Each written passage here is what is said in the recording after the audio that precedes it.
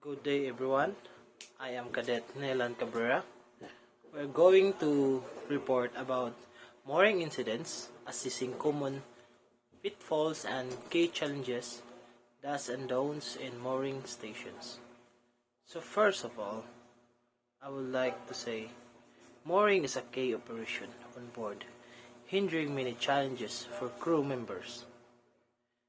Involved, in particular, many accidents involving mooring equipment have reported in last years, resulting to injuries and expensive claims. Some of the common failures are: first, inadequate lines. Several times, the choice of a mooring line was based on wrong criteria, resulting to reduce the response of the line. Additionally, even in criteria whereas required, the adequate storage or maintenance procedures also lead to same results. For example, a new set of 2 mooring lines delivered on board. Safety officers provide guidance for storage and log their certificate in the appropriate file. When the next safety officer arrived on board due to crew change, there was no evidence with certificate. Accompanies each line, and furthermore, things may have been more complex if one or both of these ropes were used in different mooring stations. Cadet Cabos reporting for the second, the inadequate mooring equipment and the planning, and also the best practices. So number 2, inadequate mooring equipment use. Having the correct lines on the board does not necessarily mean smooth operation. The installed equipment on board may also create problems. Mooring winches, capstans, fair leads, choke, bollards, and etc. are to be manufactured and installed under specific requirements based mostly on the supported line's size, length, and minimum braking load. Common errors are the inadequate setting for winch brakes, inadequate maintenance of equipment, and the condition of mooring decks, sharp edges, etc. Especially for the winch to break, it is very common after maintenance on winches, crew to forget to reinstall the brake on the correct load as per mooring lines % of design MBL used on the winch. The number 3, the planning. All equipment on board lines and supportive installations have been assessed during construction in respect of specific environmental condition. Both IMO MSC Circ 1175 and OCIMF MEG4 have such conditions as reference in order to set the maximum limit of mooring system use. However, one reason we still report failures is that even though most of the ports and terminals have their own specific limits of environmental conditions, the commercial time schedule pressure is such that in some cases, these limits are overlooked.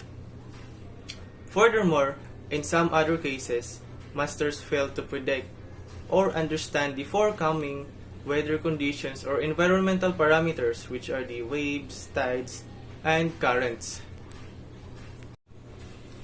We have the best practices.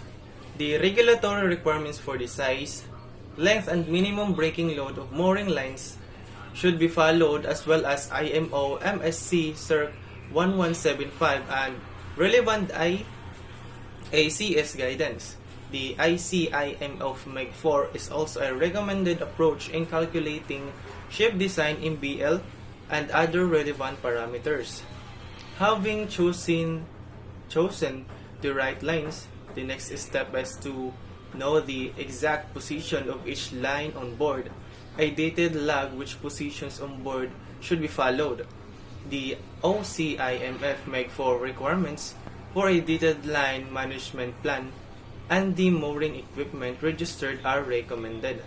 The log should include identified position for each line on board, manufacture date, date of first use on board, and hours under tension.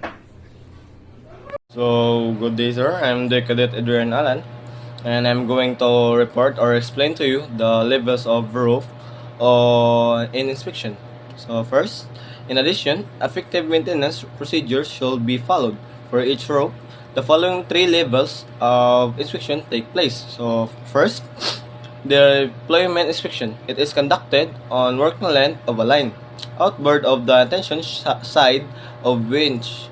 During mooring operation, by ship personnel assigned to a specific mooring station, the working length of the line outboard of the tension side of winch should be inspected for defect which may impair the performance of the line. So, deployment station o deployment inspection kay kinahanglan siya nga i-inspect kay para i-inspect sa operation personnel para ang atuang rope na ba siya kanang defect or wala para dili ma-impair ato ang performance sa ato ang linya. So second, routine inspection, a full length line inspection based on vessel external and internal inspection, jack lines to be expected in accordance with manufacturer requirements. This inspection is to be conducted periodically in according with company's maintenance scheduled by trained, qualified, and experienced personnel. So, kaning routine inspection ko no sir, kay kinakandak ni siya sa mga accordance company nga mga maintenance nga naga-schedule and naga-train and mga qualified and mga na-experience nga mga personnel sa company para mo conduct ani nga routine inspection. And the third one is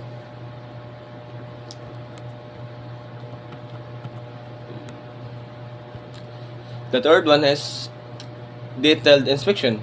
A full-length detailed inspection including all internal and external tests conducted by third party or manufacturer representative. So, kani ko nung in detailed inspection kay gina-conduct ni siya sa mga naay third party or na ikatulong nga manufacturer nga representative. And to be conducted when the line is near to reach the end of expected service life. So, end policy, all mooring ropes that are fitted on the winch should be rotated vertically as per company's policy in order to ensure the ropes which are exposed to heavy load condition are not exposed for extended periods. These practices will increase their service in life.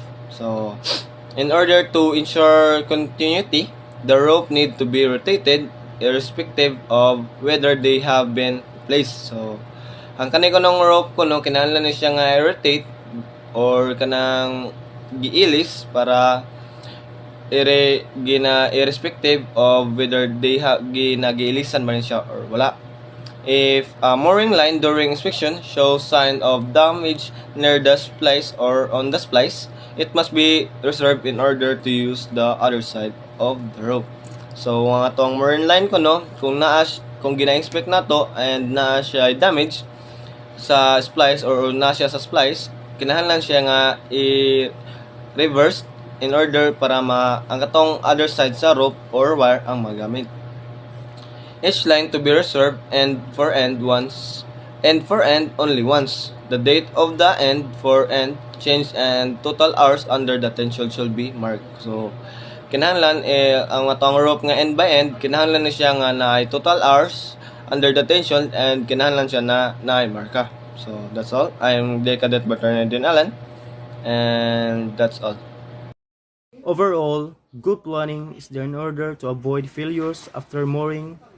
In this regard, masters should review weather forecast, terminal experience and limits, local environmental condition in order to decide the berthing approach, number of mooring lines to be used, and mooring position, monitoring during stay. A toolbox meeting to provide information to mooring parties is essential as well. Roles and responsibilities of each crew member should be clearly defined. Therefore, and effective communication between parties and shore personnel is of utmost importance. So, do's and don'ts to avoid dragging anchor. Do use anchor watch function of the ICDIS as a supplement to GPS and an anchor alarm. Know the weather and bear mind the wind direction. Be aware in advance study chart, consider the seabed, check the charted depth. And the don't set the anchor watch on ICDIS without testing it. Anchor on a lee shore even if the chart has an anchor symbol on it. The third, forget to double check there will be sufficient chain for high water. And this one is use bow, thruster, main engine, and steering to maneuver. If dragging is inevitable, let the vessel drag in a controlled manner. Deploy more cables. Don't is override the anchor. Do so when you know oil and gas operations are being carried out in the vicinity. Drop a second anchor unless the ship is small.